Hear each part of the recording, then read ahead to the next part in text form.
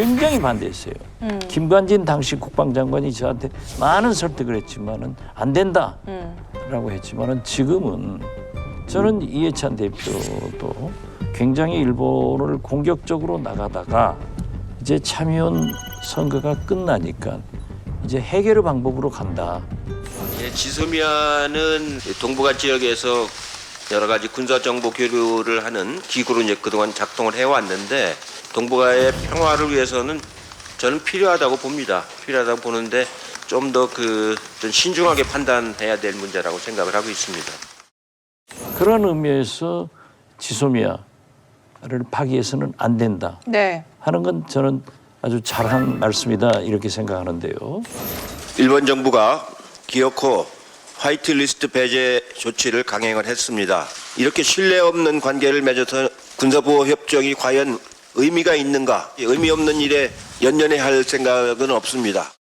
정부는 우리에 대한 신뢰 결여와 안보상의 문제를 제기하는 나라와 과연 민감한 군사정보 공유를 계속 유지하는 것이 맞는 것인지 포함하여 앞으로 종합적인 대응 조치를 취해 나갈 것입니다. 저는 뭐 일본과 이것을 치킨 게임 양상으로 간다라고 하는 것은 절대로 바람직하지 않다 이렇게 생각합니다. 지소미아도 누가 더 혜택을 보는가를 생각해 본다라고 하면 우리도 일본에 못지않게 혜택을 보는 것이다 이렇게 볼 수 있을 것이고요. 상호간의 이익이에요. 근데 이것을 가지고 마치 우리가 그동안 손해보고 일본한테만 좋았던 것처럼 우리도 이익이지만 우리가 우리 스스로 자해하겠다라고 해서 이 지소미아 카드를 들고 나오겠다라고 하는 것은 저는 책임 있는 국정 운영 세력이 아니다 이렇게 생각합니다. 그 지소미아 있잖아요. 네. 냉정하게 그려보면 지소미아가 있어갖고 우리가 일본에게 뭐 불편한 게 있으면 또 지소미아가 없다 그래서 일본이 뭐 우리에 대해서 뭐 불편한 게 있냐 이거죠.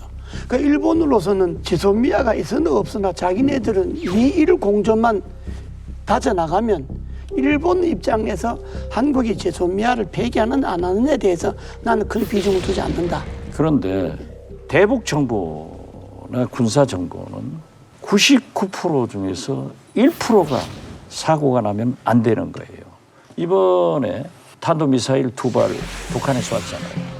우리는 맨 처음 430km다, 460km다, 뭐 하나는 600km다 넘는다 했지만은 지소미아에 의해서 정보를 공유해가지고 분석하니까 600km, 2발이 다 600km 이상 날아갔다.